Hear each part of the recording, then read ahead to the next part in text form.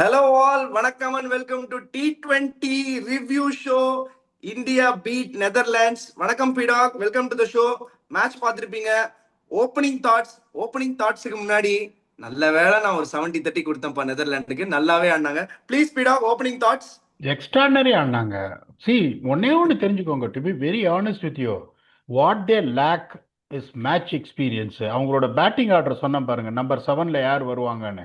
இதுக்கு மேலே நீங்கள் எதிர்பார்க்க முடியாது. ஆவரேஜ் வின்னிங் ஸ்கோர் 206 இங்க. And they restricted India to 193, பெரிய tick. And they lose by 17 runs, அதுக்கும் பெரிய டிக்கு. ஸோ இப்போ இவங்களுக்கு என்ன ஆச்சு இங்கன்னா, முதல்ல என்ன சொல்லுவோம், அகமதாபாத்தில் அவசரப்படக்கூடாது. ஃபர்ஸ்ட் 6 ஓவரில் 45க்கு 1.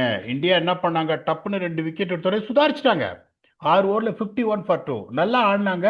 7 to 10 ரொம்ப நல்லா ஆடினாங்க. அது எந்த சந்தேகம். 23 100 விக்கெட் போச்சு. 74 for 3. 11 to 15 வந்து 44 for 1. அவங்களுக்கு தெரியும், பியூட்டிஃபுல்லா ஆடினாங்க.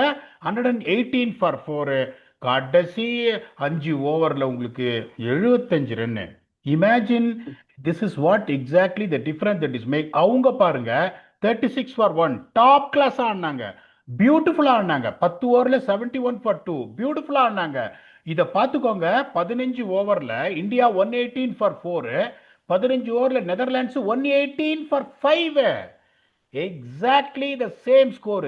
எங்க அவங்க தோத்தாங்கன்னா, it's what we describe about 8, 9, 10 and 11. That is a difference. They didn't have a Shivam Dube to take them to the final first. அதனால அவங்க தோத்தாங்களே ஒழிய, ரெண்டு டீமுமே பிரமாதமா ஆடினாங்க. அதுல எந்த சந்தேகமும் கிடையாது. வின் ஃபேக்டர் இங்க என்ன அப்படின்னா, first 6 over batting India 51 for 2, இவங்க 36 for 1. 7 ரன் ஆட் பண்ணீங்கன்னா 43. India are head by 8 runs. அதுக்கப்புறம் பார்த்தீங்கன்னா கடைசி 6 ஓவர் உங்களோட போலிங்கு. India scored 75 for 2. Netherlands scored 64 for 2. The difference is 11 runs. And unfortunately, India won. இதுக்கு மேலே you cannot ask anything for Netherlands whatsoever. இவ்வளோதான் அவங்களால முடியும். இப்போ இதில் பெரிய விஷயம் என்னன்னா, இன்னும் வந்துட்டு உங்களுக்கு one of the star players of India not even open his account. Opened his account. In spite of that, they are putting up scores and people are taking responsibility and they are really mastering the conditions. And they are, apart from the first game against USA, அதுக்கப்புறம் India been bang on target. இப்போ பாகிஸ்தானோடையும் சரி, இங்கேயும் சரி, ரொம்ப பியூட்டிஃபுல்லாக ஆடினாங்க. இதுக்கு மேலே நீங்கள் நெதர்லாண்ட்ஸு கிட்ட எதுவுமே கேட்க முடியாது. It is a win for them. Losing to a Ghatotkajan team like India by 17 ரன்ஸ்ன்றதுனால வெல் பிளேட் நெதர்லாண்ட்ஸ்னு. கரெக்டாக நெதர்லாண்ட்ஸுக்கு 30 எட்ஜு கொடுத்தீங்க. நான் வந்து India might squeeze through easily by 83-17. நீங்கள் தான் 70-13 சொன்னீங்க. அவங்க அதுக்கும் மேலே நல்லா ஆடிட்டாங்க. Well played Netherlands. இந்தியா எல்லா பாக்ஸையும் டிக் பண்ணியிருக்காங்க. அபிஷேக் சர்மா மட்டும் ஃபார்முக்கு வரல. அவர் ஃபார்முக்கும் வந்துட்டார்னா India will be a difficult team to stop. is my humble opinion. Please add on. அதான் உங்களோட ஹம்பிள் ஒப்பீனியன் சொல்லிட்டு அபிஷேக் சர்மாவை டச் அப் ஆன் பண்ணீங்க. பட் எனக்கு ஒரு கொஸ்டின் இருக்கு பீடாக். உங்க டீம்ல வந்து இப்ப அபிஷேக் சர்மா மாதிரி ஒரு பிளேயர் இருக்காரு. நான் கன்சிஸ்டன்சி எதிர்பார்க்க மாட்டேன் அபிஷேக் சர்மா கிட்ட. ஒண்ணு. ரெண்டாவது, இப்ப அபிஷேக் சர்மா மாதிரி ஒரு player, impactful player, for example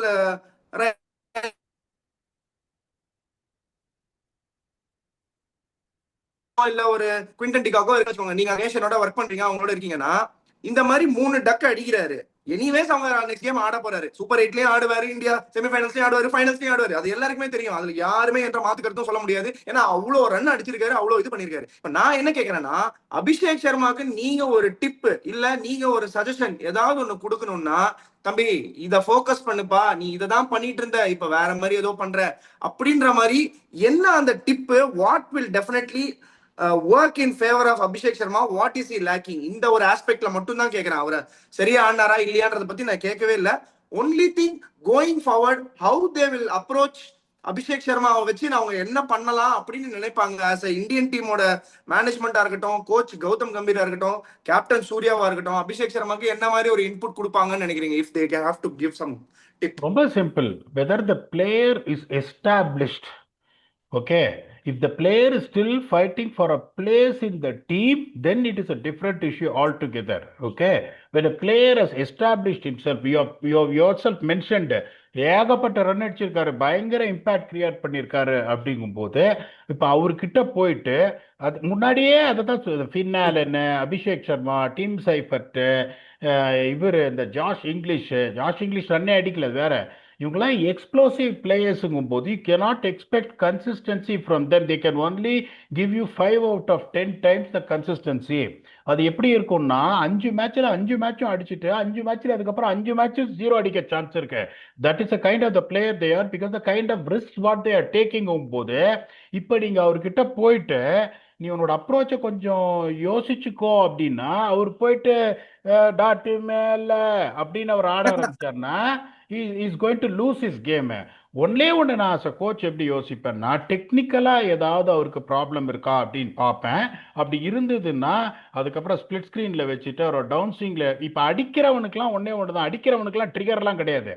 ட்ரிகர்ன்றது யாருக்குன்னா only the guy whose defending. Babar Azam மாதிரி ஒருத்தருக்கு பேக் அண்ட் கிராஸ் போறாருன்னா, உங்களுக்கு எல்லா பாலையும் டிஃபென்ஸ் ஆடுறாருன்னா, அந்த மாதிரி ஆளுக்கு பேக் ஃபர்ஸ்ட் ட்ரிகர் கரெக்டாக வருதா, செகண்ட் ட்ரிகர் கரெக்டாக வருதா, நியூட்ரல் பொசிஷன் கரெக்டாக இருக்கான்னு பார்ப்பேன்.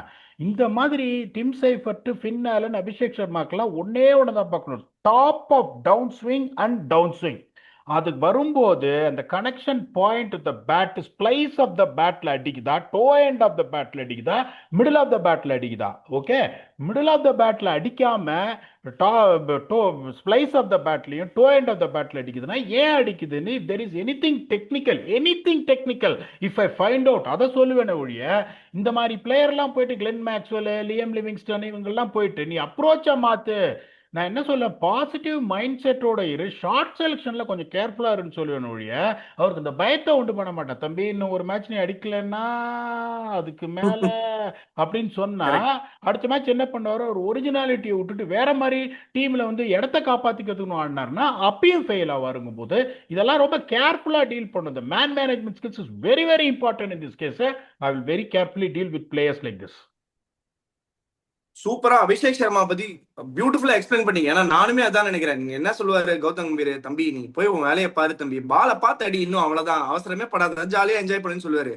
பட் ஆனா coming to India's batting, I have notice this, இந்த பேட்டர்னே நோட்டீஸ் பண்றேன். திலக் வர்மா அண்ட் சூரியகுமார் யாதவ் மேட்ச் பாக்குற எல்லாருக்குமே வந்து எல்லா பாலும் 6 போகணும், எல்லா பாலும் 4 போகணுன்ற மாதிரி தான் எல்லா வியூவர்ஸும் மேட்ச் பாக்குறாங்க. எஸ்பெஷலி இந்தியன் வியூவர்ஸ் நிறைய பேர் அப்படிதான் எக்ஸ்பெக்ட் பண்ணுவாங்க.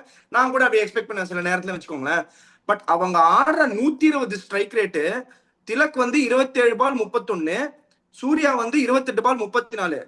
பட் இது எவ்வளவு ஒரு கோல்டன் ரன்ஸ்ன்றத வந்து இந்த T20 வேர்ல்டு கப்ல எல்லாருக்குமே புரியும். இவங்க மேபி ஸ்டாட் வைஸ் நீங்க சொல்ற மாதிரி நம்பர்ஸ் வைஸ் இது வந்து நாட் அ கிரேட் நம்பரா இருக்கலாம். பட் இவங்க தான் அந்த லான்ச் பேடை செட் பண்ணி கொடுத்தாங்க எல்லைச்சாமி சிவம் துபேக்கு. வந்து விட்டு கடாசிட்டாரு அவர் வந்து. அதான் இப்போ எல்லாருமே ஓரளவுக்கு அந்த ஃபார்முக்கு வந்துட்டாங்க. ஹார்திக் பாண்டியாவும் ரொம்ப ரொம்ப சென்சிபிளா ஆடினாரு. 21 balls 30. அந்த அவருக்கு தெரியும் நான் கடைசி ஓவர் வரைக்கும் இருந்தா கூட 2-3 6 என்னால அடிக்க முடியும்ன்றதுனால ஹோல்டு பண்ணினே இருந்தாரு. அந்த பெரிய ஷாட்டை ஹோல்ட் பண்ணினே இருந்தாரு. நீங்க சொல்ற மாதிரி India is on the right track. இந்த மிடில் ஓவர்ஸ் அப்ரோச்சை பத்தி கொஞ்சம் எக்ஸ்பிளைன் பண்ணுங்க. அண்ட் சிவம் துபேவோட பர்ஸ்ட பத்தி எக்ஸ்பிளைன் பண்ணுங்க பிடா. அதாவது நீங்க ஒன்னே ஒன்று தெரிஞ்சுக்கணும், anyone who is coming at number 6, number 7, number 8, they should not come in to consolidate. Their job is to come there and play freely and swing the bat as hard as they can. அது எப்போ வரும் உங்களுக்கு, when they are coming at the 15th over, 16th over, 14th over with no pressure to express themselves. இப்போ டப்புன்னு Ishan கிஷனும் out ஆயிட்டாரு, Abhishek சர்மாவும் out ஆயிட்டாரு. இப்போ இவங்களே ஒரு 53 for 4. Now do you think that Shivam Dube would have played with that freedom what he did in the last 6 overs? ஏன்னா 15 ஓவர்ல ரெண்டு டீமுமே 15 ஓவர்ல 118 தான், 15 ஓவர்ல 118 தான். They made their calculation very clearly. கடைசி 5 ஓவர்ல ப்ளீடிங்கை நிறுத்தவே முடியாது அகமதாபாத்ல. I don't want to be taking this Netherlands team for granted. என்னோட ப்ரிப்பரேஷன்ஸ் கரெக்டா இருக்கணும் தான். நீங்க சொன்ன அந்த ஸ்டாட்ஸ், இவ்வளோ பால் ஆடி இவ்வளோ ரன் அடிச்சிருக்காரு சூரியகுமார் யாதவ். சூரியகுமார் யாதவுக்கு எக்ஸ்ப்ளோர் பண்ண தெரியாதா? திலக் வர்மாக்கு எக்ஸ்ப்ளோர் இறங்கி என்ன அடிச்சாரு எல்லா மேட்ச்லயும் திலக் வர்மா. ஏன் அதை பண்ணலன்னா, now they are playing according to the numbers, they are playing according to the conditions, they are trying to win phase after phase, which is very very important. நீங்க எப்படி யோசிக்கணும்? ஓகே, இந்த 5 ஓவர்ல எனக்கு 70 ரன், நான் சொன்ன மாதிரி நிறுத்தவே முடியாது, 68 ரன் வந்துரும் விக்கெட். 4 விக்கெட் போயிட்டு ஒரு செட்டில் பேட்ஸ்மேன் இருக்கான், யுவர் நம்பர் 8 கேன் பேட் அப்படின்னா 70 ரன் வந்துரும் உங்களுக்கு. அப்படிங்கும்போது that is what exactly they were targeting, making sure that they set the foundation at the end of 15 overs which have done absolutely brilliantly. இப்போ நான் என்ன சொல்றேன்னா உங்களுக்கு, இப்போ 206 நான் சொல்றேன். இப்போ நீங்க 206 யோசிச்சுட்டு நீங்க 10 ஓவர்ல 73 இருக்கீங்க அப்படின்னா, ஐயோ எனக்கு இப்போ யோசிச்சு பாருங்க, 23 ரன் தான் அடிச்சாங்க, 7 to 10 which is right approach. இப்போ 10 ஓவர்ல 74 வருது அப்படின்னு ஒண்ணு நான் என்ன பண்றேன், ஓகே 3 விக்கெட் போயிடுச்சு, நான் கல்ட்டுக்கு போறேன், எனக்கு 206 வேணும், இப்போ நான் நியூசிலாண்டோட ஆடுறேன், இங்கிலாண்டோட ஆடுறேன், கல்ட்டுக்கு போறேன், இன்னும் 2 விக்கெட் விட்டுருந்தாங்கன்னா 170 வந்திருந்தாங்கன்னா even Netherlands would have chased it down. அங்கதான் மெச்சூரிட்டி லெவல்ஸ் ஆஃப் திங்கிங் இருக்குங்கும் போது இவங்க 2 பேரும் பியூட்டிஃபுல்லா செட் பண்ணாங்க, சூரியகுமார் யாதவும் அதுக்கப்புறம் இவரும் திலக் வர்மாவும். ஹர்திக் பாண்டியா வந்து எப்ப அடிக்கணுமோ அப்ப அடிச்சாரு, எப்ப அணைக்கணுமோ அப்ப அணைச்சாரு. That allowed Shivam Dube to come there and go berserk. India has done everything well. Shivam துபேக்கு போலிங் கொடுத்தாங்க, இவருக்கு போலிங் கொடுத்தாங்க, அபிஷேக் சர்மாக்கு போலிங் கொடுத்தாங்க. இப்போ அவங்க ரொம்ப சீரியஸா எடுத்து போட்டிருந்தாங்கன்னா ஒரு 30-40 ரன்ல ஜெயிச்சிருப்பாங்க. அவங்கள பொறுத்த வரைக்கும் என்னன்னா, can I get 1 over from Abhishek Sharma, அப்படி அவங்க யோசிக்கிறாங்க. Because they're only playing 2 spinners with full combination comes on good track. It is going to be Axar Patel and இவர் மட்டும் தான், வருண் சக்கரவர்த்தி. அபிஷேக் கிட்ட இருந்து என்னால ஒரு ஓவர் திருட முடியுமா? Is it between Shivam Dube and Abhishek Sharma, who is better for me? Shivam துபேவும் டெத்லயும் போலிங் கொடுத்தாங்க, வைடா போட்டாரு, நல்லா போட்டாரு. India ticked all their boxes. That only cause of concern is Abhishek Sharma's form. ஒரு மேட்ச் அவருக்கு பட்டுச்சு, India be back on track. இந்த குறை சொல்றதுக்கெல்லாம் எதுவுமே கிடையாது. India played well, Netherlands also equally played well. This ideal way to go to the super AIDS with all boxes ticked. யார் யாரு எங்க என்னோட பிளேயிங் லெவன் என்ன, எந்த கண்டிஷன் தகுந்த மாதிரின்னு India is very clear. Super. Playing eleven சொன்னோன்னே இன்னொன்னு ஞாபகம் வருது. நம்ம சொன்ன மாதிரி கரெக்டா குல்தீப் டிராப் பண்ணிட்டு ஹர்ஷ்தீப் எடுத்துட்டு வந்தாங்க, சூப்பர் மூவ். அக்ஷரை டிராப் பண்ணிட்டு வாஷிங்டனுக்கு கொடுத்ததுக்கான பின்னாடி ரீசன் நான் என்ன நினைக்கிறேன், this is my opinion, just a guess தான். நெக்ஸ்ட் 22ஆம் தேதி ஆட போறாங்க சவுத் ஆப்பிரிக்காவோட. இதே கண்டிஷன்ஸ் வாஷிக்கு நல்லாவே தெரிஞ்ச கண்டிஷன்ஸ். ஜிடி ஆடுற ஒரு பிளேயர் வாஷிங்டன் சுந்தருக்கு நல்லாவே தெரிஞ்ச கண்டிஷன்ஸ்.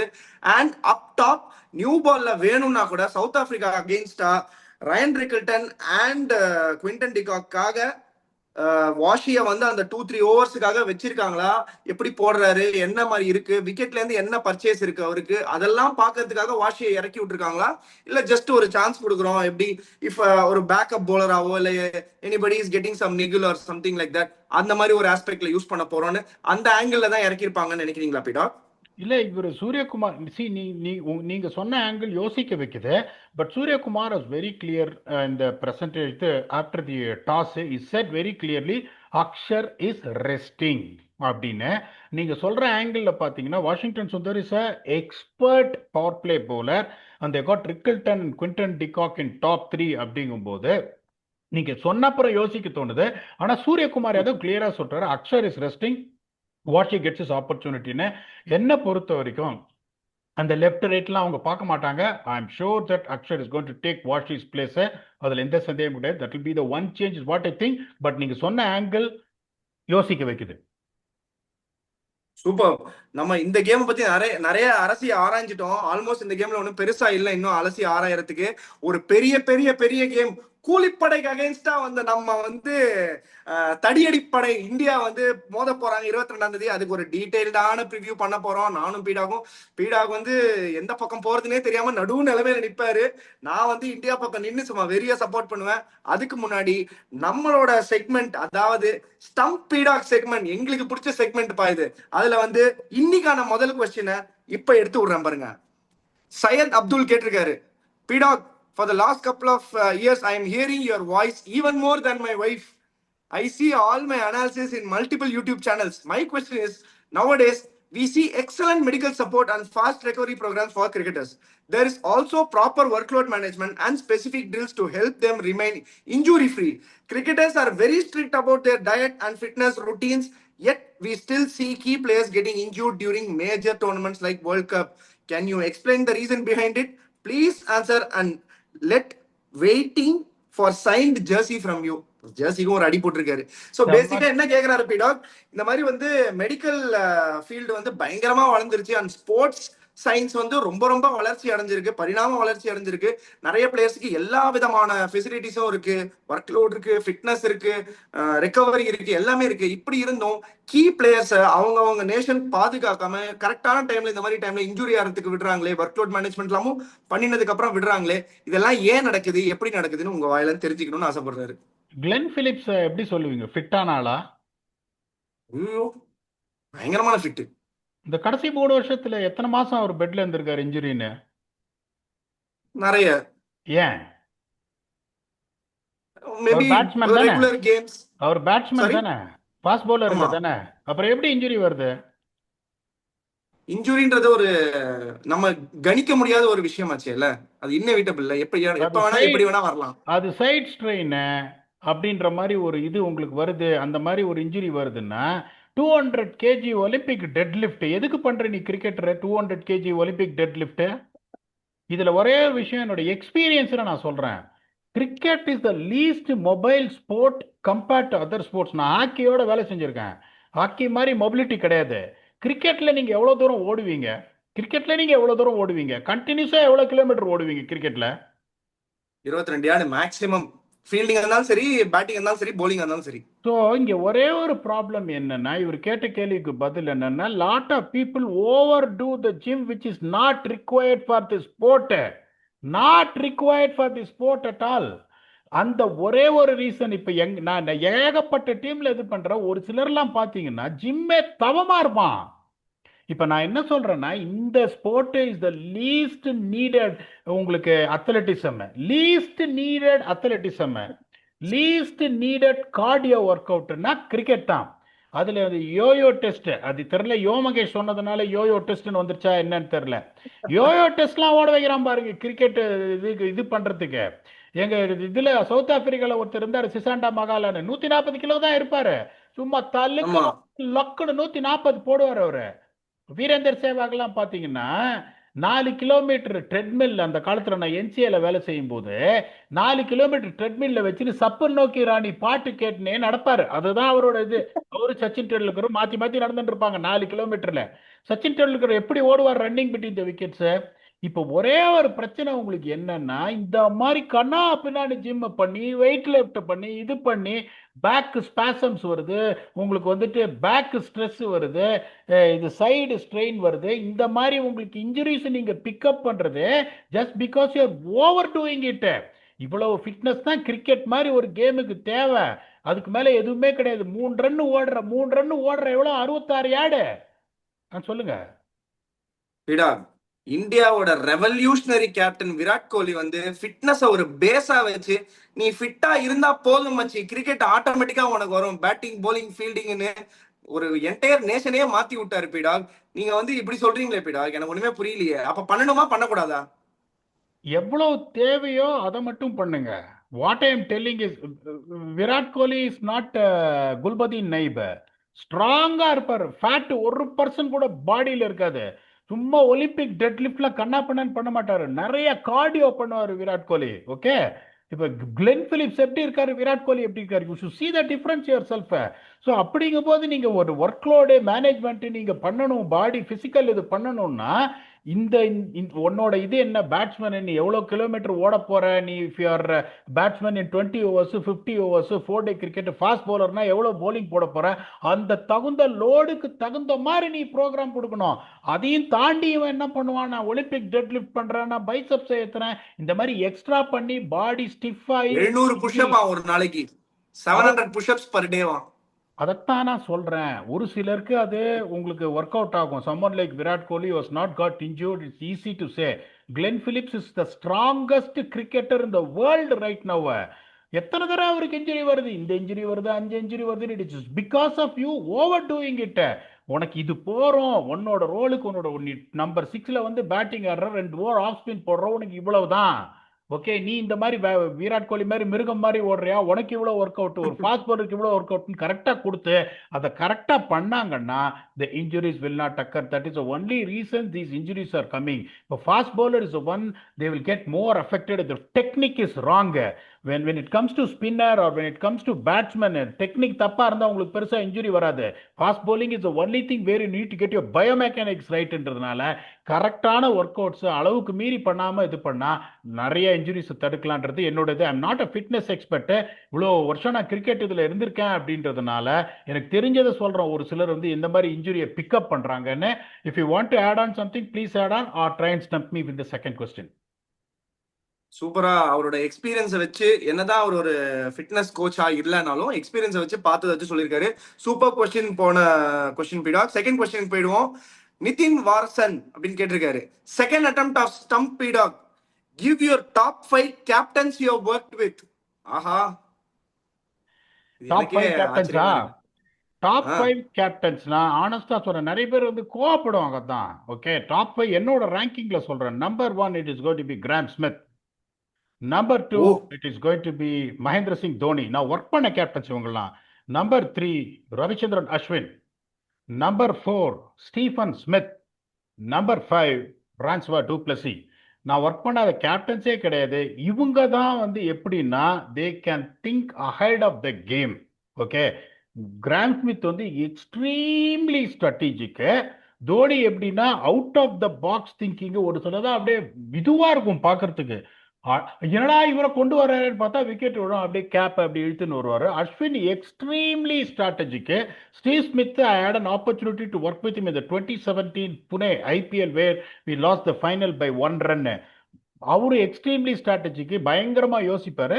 அதுக்கப்புறம் ஃபாப் டூப்ளசி. என்னை பொறுத்த வரைக்கும் நான் ஒர்க் பண்ண 5 கேப்டன்னா Ashwin had an opportunity to work with him in Dindigul Dragons in 2019, Punjab Kings in 2019. அஸ்வினை பத்தி எனக்கு தெரியும். அவரோட மூளை என்னன்றது I don't think I need to tell, the world knows. அவர் பயங்கரமா யோசிப்பாரு. என்னோட 5 கேப்டன்ஸ் இதுதான். நீங்க சொல்லுங்க, how do you rate these 5 captains what I have listed? Anyone you feel நப்பேடாக் இவரை இன்க்ளூட் பண்ணிட்டீங்களே அப்படின்னு உங்களால சொல்ல முடியுமா? Or you rate all the captains what I said are good enough to be in top 5? ரேட்டிங்லாம் வேணாம். அந்த இந்த இந்த இந்த கதையே வேணாம் எனக்கு. நான் ரேட்லாம் பண்ண மாட்டேன். ரேட்டிங் இல்ல, 5 பேருமே ரேட்டிங் இல்ல. நான் சொன்னது இந்த 5 பேருமே நல்ல கேப்டனா ரேட் பண்ணுவீங்களான்னு கேக்குறேன். வேற லெவல். நான் இவங்கள வந்து ரேங்க் பண்ண சொல்றீங்கன்னு நினைச்சிட்டேன். 5 பேருமே வேற லெவல். இதுல வந்து நான் ஒருத்தரோட தான் ஒர்க் பண்ணிருக்கேன். ஸோ அதனால வந்து ஆஷ் அண்ணாவோட ஒர்க் பண்ணும்போது என்னன்னா நீங்க சொன்ன மாதிரி கம்ப்ளீட்லி ஸ்ட்ராட்டஜிக். அது எந்த லெவலுக்குன்னா ஒரு ஃபர்ஸ்ட் டிவிஷன் கேம் அளவுக்கு பார்த்துட்டு வருவாரு. ஃபர்ஸ்ட் டிவிஷன் கேம்ல இந்த பேட்ஸ்மேனு பேக் ஃபுட்லயே தான் இருப்பான். எனக்கு மிட் ஆஃப்ல இருந்து நிறைய சஜஷன்ஸ் கொடுத்துருக்காரு. ரஞ்சி டிராஃபி விளையாடும் போதும் நானும் அவரும் சேர்ந்து வீடியோ பார்ப்பேன். நான் வேணுன்னே கேட்டவர் சேர்ந்து பார்ப்பேன். ஏன்னா அவர் தனியா பிளான் பண்ணுவாரு. நான் வந்து சும்மாவே போய் கேட்பேன், நானும் வரேன் பாக்குறேன் வீடியோ என்னதான் பண்றீங்க நானும் பாக்குறேன். இது வந்து எந்த லெவலுக்கு மைன்யூட் லெவலுக்கு பாப்பாருன்னா இந்த ஃபீட் மூவ் பண்றது, இந்த பேட்டை மூவ் பண்றது, இந்த வந்து சில பால் வந்து கொஞ்சம் தலை இப்படி இருக்கும், இதெல்லாம் இந்த பால் இருக்காது. இவன் வந்து கட்சி பச்சின்னு வந்தா அடிப்பான், கட்சி பச்சி அந்த லெவலுக்கு போவாரு. ஸோ அந்த அவ்வளோ மைன்யூட்டா யோசிக்கிற ஒரு ஆள் வந்து he can pick up a lot of things. அந்த மாதிரி ஒரு கேப்டன் இருக்கும்போது போலரா வந்து ரொம்ப ரொம்ப ஈஸியா இருக்கும். பிகாஸ் நம்மளோட வேலை ரொம்ப கம்மியா இருக்கும். ஒண்ணு மேல போடணும், இல்ல இந்த லைன்ல போடணும்னு சொல்லிட்டாருன்னு வச்சுக்கோங்களேன். அதே நம்ம பர்சஸ் பண்ணி போட்டணும்னா 100% விக்கெட் விடும். எஸ்பெஷலி ரஞ்சி டிராஃபிலனா அவன பிளாஸ்டிக் ட்ராக் வந்து கரெக்டான ஒரு ஏரியால நீங்க போடலைன்னா அவங்க எல்லாம் நிக்க வச்சிருவாங்க 120 ஓவர் 130 ஓவர்னு. ஸோ அந்த மாதிரி ஆஸ்பெக்ட்ல நான் ஆஷ் அண்ணாவோட ஒர்க் பண்ணதுனால I feel is a very very very very very very strategic captain and tactically ரொம்ப சவுண்டு. அவர் சொல்ற பிளான் வந்து இந்த பிளான் ஒர்க் அவுட் ஆகுமா அப்படின்னு யோசிப்போம். ஆனா பண்ணி பார்த்தா கண்டிப்பா ஒர்க் அவுட் ஆகும். ஸோ அதனால சூப்பர் பீடா, very well done, super. Next கொஸ்டினுக்கு போயிடலாம். சி அரவிந்தியா ஸ்ரீவஸ்தான்னு பெரிய பேரா இருக்கு. ஸ்டம்ப் பீடாக் போட்டிருக்காரு. Hi PDogg sir and Vignesh அண்ணா, big fan of your show. This is Aravind from Chennai. Considering Abhishek's dismissal versus USA and Pakistan and now against Netherlands, do you feel it is because of the high backlift which he usually has, which he hasn't lowered on non-flat or slowish tracks that India played on, and is Abhishek finding it difficult to adapt considering that he has not played on a lot of balanced wickets of late? அதாவது என்ன கேட்டிருக்காருன்னா நீங்க சொன்னதுதான். அந்த back lift ஹையாவே வச்சிருக்காரு, நிறைய plot ட்ராக்ல ஆடிட்டு வந்திருக்காரு. இப்ப கொஞ்சம் ஸ்லோவாகவும் கொஞ்சம் நின்னும் வருது. இந்த ட்ராக்ல அதை அட்ஜஸ்ட் பண்ணிருக்காரா, இல்ல அதே மாதிரி ஆடுறதுனால தான் அவரால் அடிக்க முடியலையா அப்படின்னு கேட்டிருக்காரு. அதாவது இப்ப அவரோட ஷார்ட் ஆர்ம் புல் எல்லாம் பாத்தீங்கன்னா the point of impact will be well in front of his body. Okay, அவர் பாடி இங்க இருக்குன்னா அவர் வந்து இங்க தான் இறங்கி வந்து அடிப்பாரு, இல்ல ரீச் பண்ணி பிக்கப் புல்லு ஃப்ரண்ட் ஃபுட்ல அடிப்பாரு ஒழிய டிலே பண்ணி பாலை அலோவ் பண்ணி அடிக்க மாட்டாரு. லார்ஜ் ஸ்விங், ஒரு டாப் ஆஃப் டவுன் ஸ்விங் பெருசா இருக்கும்.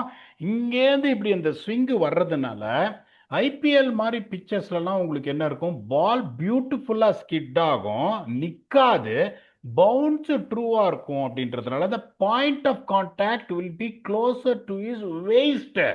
ஸோ நீங்க இறங்கி வரும்போதும் அந்த வேஸ்டேல பால் நிக்காம ஸ்கிட் ஆச்சுன்னா அப்படியே அந்த ஃப்ளோலே டமால்னு தூக்கி அடிச்சிருவீங்க. இங்க பாத்தீங்கன்னா இந்த அகமதாபாத் பிச்சுமே நல்ல பேட்டிங் பிச்சு, பட் நிக்குது. என்ன பண்ணிட்டாங்கன்னு தெரியல wickets. I'm not saying that it was a difficult wicket to bat it, but the ball is stopping.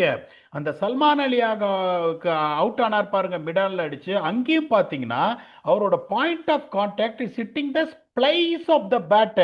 கொஞ்சம் மேல படுறதுன்றதுல என்ன, அது உங்களுக்கு எலிவேஷனும் கிடைக்க மாட்டேங்குது, ஹைட்டும் கிடைக்க மாட்டேங்குது, 30 யார்ட் சர்க்கிள்ல மாட்டிக்கிறாரு. இன்னைக்கும் பாத்தீங்கன்னா உங்களுக்கு என்ன ஆச்சுன்னா the ball kept slightly low than expected and castled the stumps. இதே உங்களுக்கு ஐபிஎல்ல ஒரு ட்ரெடிஷ்னல் அகமதாபாத் பிச்சா இருந்தா என்ன இருக்கும், ஸ்டம்புக்கு மேல இருந்திருக்கும் பவுன்ஸ், டமால்னு தூக்கி சொருகி இருப்பாரு. அந்த மாதிரி ஒரு சிச்சுவேஷன்ல when you see the ball is slightly stopping and the bounce is not as even and as true as IPL, you have to try and delay your shot at the point of impact. See, இப்ப அவரோட சக்சஸே வந்து அந்த top of down swing ஹையா இருக்கிறது தான். Okay, அதை நான் மாற்ற மாட்டேன். That is what has really brought him laurels with the way he has scored hundreds, where he has scored 50s in one games for India. கண்டிப்பா. அப்படிங்கும் போது என்ன பண்ணணும், அதுதான் வந்து திருப்பி திருப்பி சொல்லுவாங்க, கண்டிஷன்ஸ் ஆர் கிங். நம்பர்ஸுக்கு மட்டும் கிடையாது, how you adjust your self when it comes to a batsman or bowler. ஏன் சொல்றேன் பேக்கப் த ஹேண்ட் இந்த லெக்கெட்டர் போடாதையா ஜோஃப்ரா ஆர்ச்சர் ககிசோராபாதானே, அதுதான் வந்து சித்தப்பா இவர். உங்களுக்கு இம்பார்ட்டன்ட். கேட்டா இது என்னோட வெப்பன், இதுல நான் நிறைய விக்கெட் எடுத்திருக்கேன், அந்த கான்பிடன்ஸ் நீ போட்டினா பிரயோஜனம் கிடையாது. ஏன்னா you're going against the condition that is going to favour the batsman போது இவர் என்ன பண்ணணும், அவர் அது இப்ப ஈஸி வே ஆஃப் கோச்சிங்ன்றது என்னன்னா, அவரோட பேக் லிஃப்ட் ஐயா இருக்கு, பேக் லிஃப்ட் கொஞ்சம் கீழே வச்சுக்கிறதா, நீ ரொம்ப ஐயா வச்சுக்கிற, பால் பவுன்ஸ் கீழே இருக்கு, அதனாலதான் உனக்கு டைம் 2 செகண்ட் நீ வந்து லேட்டா வர கண்ணா, கீழே வச்சுக்கோ சரின்னு சொல்லிட்டு இந்த டோர்னமெண்ட் கீழே வச்சுப்பாரு. அடுத்து ஆஸ்திரேலியா ஆடும்போது பக்கன் பால் இங்கே வரும், அப்ப நீ கீழே வச்சு நீ இங்கே ஆட போய் திருப்பியும் மெடால்ல இது பண்ணுவ. ஸோ ஒரு பேட்ஸ்மேனோட ப்ளூ பிரிண்ட், உன்னோட technique, unless otherwise when you get into the point of contact is wrong, you don't change it, but you change it according to the condition where you should really connect the ball என்றது important. உங்களுக்கு ஐபிஎல்ல அதுதான் உங்களுக்கு well away from your body, நீங்க connect பண்ணீங்கனாலும் அந்த splice of the பேட்ல பட்டு கூட போயிடும் பிகாஸ் ஆஃப் த பவுன்சர். இங்க பவுன்ஸ்ல when you are getting defeated and your point of contact to 2-3 second லேட்டா வருது அந்த அப்படிங்கும் போது you have to try and delay your shot. so அதனால தான் he is getting defeated. வேகமா பால் அப்ரோச் பண்ணி where the ball is not coming on to the bat for him to get the right point of contact. அது வந்து அதைத்தான் நான் சொல்லுவேனே ஒழிய, இப்ப நான் என்ன பண்ணுவேன், நியூசிலாந்து சீரிஸோட அவரோட point of contact bounce. Okay, இப்ப இறங்கி அடிச்சாரு பாருங்க, இறங்கி அடிச்சாரு, அதுக்கப்புறம் பிக்கப் புல் எல்லாம் அடிச்சாரு. பாயிண்ட் ஆஃப் கான்டாக்ட் என்ன ஹைட்ல இருந்திருக்கு நியூசிலாந்து சீரீஸ்ல அவர் ஐபிஎல்ல ரன் அடிச்ச போது, இப்ப இந்த வேர்ல்ட் கப்ல அவரோட பாயிண்ட் ஆஃப் கான்டாக்ட் எங்க இருக்குன்னு ஸ்பிளிட் ஸ்கிரீன்ல போட்டு காமிச்சா டப்புன்னு அவருக்கு தெரிஞ்சிடும். அதை விட்டுட்டு நான் டெக்னிக் உனக்கு டாப் ஆஃப் டவுன் ஸ்விங் ஜாஸ்தி இருக்கு, நீ லேட்டா வரன்னு அவரை கன்ஃபியூஸ் பண்ண அவரை கேமே போயிடும். This is the way I will chart it out. சும்மா இஷ்டத்துக்கு கண்ணப்பண்ண டெக்னிக்லாம் மாற்றவே கூடாது, unless otherwise it feels dangerous. This is how I will deal it. Brilliant question கேட்டிருக்காரு. Please add on if you feel that I missed out on something. இல்ல பிரில்லியண்டா explain பண்ணீங்க. அதாவது ஒரு பேட்டருக்கு அவரே அட்ஜஸ்ட் பண்ணுவாரு. ஸோ அது வந்து இஸ் வெல் நோன். அதாவது அந்த மாதிரி கண்டிஷன்ஸ்ல நிறைய கிரிக்கெட் விளையாடிட்டு வந்திருக்காரு. அவர் வந்து இப்போ உடனே வந்து நேத்தி விளையாட ஆரம்பிச்சு இன்னைக்கு இந்தியன் டீமுக்கு வரல. ஸோ நிறைய அவர் கடந்து வந்த பாத்துல இந்த மாதிரி விக்கெட்ஸை கடந்து வந்திருப்பாரு, இந்த மாதிரி ஃபார்மையும் கடந்து வந்திருப்பாரு. ஸோ அதெல்லாம் தாண்டி வர்றதுதானே பிளேயர்ஸ். அந்த மாதிரி வந்து பியூட்டிஃபுல்லா எக்ஸ்பிளைன் பண்ணீங்க. இந்த இந்த particular segment is getting beautiful and more very very very intellectual போயிட்டு இருக்கு. சூப்பரா இன்டெலிஜென்ட்டான கொஸ்டின்ஸ் கேக்குறாங்க நம்ம வியூவர்ஸ் அண்ட் ஃபேன்ஸ், வந்து அவ்வளோ இன்டெலிஜென்ட்டான கொஸ்டின்ஸ் கேக்குறாங்க. அதுக்கு பியூட்டிஃபுல்லா பீடாக் ஆன்சர் பண்றீங்க. நீங்களும் ஒரு பீடாக்ஸ் மாதிரி ஒரு சூப்பரான ஒரு டிஷர்ட்டை வின் பண்ணி உங்க ஃபேவரட் பிளேயரோட சைன்டு டிஷர்ட்டை வின் பண்ணணும்னா கமெண்ட் பண்ணுங்க. அந்த கொஸ்டின்ஸை நாங்க எடுத்துட்டு வந்து பீடாக் கிட்ட கேட்கறோம். பீடாக், பிக் கேம் on 22nd. ஒரு ஃபைனல்ஸோட ரிப்பீட். அந்த கேமுக்கு முன்னாடி இந்த கேமுக்கு ஒரு க்ளோசிங் தாட்ஸ் கொடுங்க. அந்த கேமை பத்தி லைட்டா ஒரு டச் அப் பண்ணி ஒரு ஹைப் ஒன்று கொடுத்து விடுங்க. வெல் பிளேட் நெதர்லாண்ட்ஸ் அப்படின்னு தான் சொல்லுவேன். அதுக்கு பத்தி பேசுறதுக்கு எதுவுமே கிடையாது. India stick to all their boxes. யார் யாரு எங்க எங்க சொருக முடியும், என்ன பண்ண முடியும் எல்லாத்தையும் பார்த்துட்டாங்க. India is going unbeaten with clean slate. They will only be confident. அந்த அந்த பெரிய வேம்பிலியோட ஃபைட்டுக்கு முன்னாடி Mark Antony is playing New Zealand in Colombo. அதுக்கப்புறம் தான் இந்த ஃபைட்டு. அதனால அவர் next preview is going to be the first super red high voltage contest where Pakistan will be taking on New Zealand. அதுக்கப்புறம் தான் இது. ஸோ முதல்ல அதுக்கு வருவோம். Pakistan is slowly but surely mastering the conditions there. The batting click today. They are going to play against New Zealand and also England. Both the teams are struggling with the ball and they are going to play in slow pitches in Colombo against Mark Antony Pakistan. So first preview, the next one is going to be the preview between Pakistan and New Zealand, which is going to be played on 21st of this month in Premadasa Stadium with your very own Chellakutti Velvet Blast Vignesh. Until then, thanks a lot and bye-bye.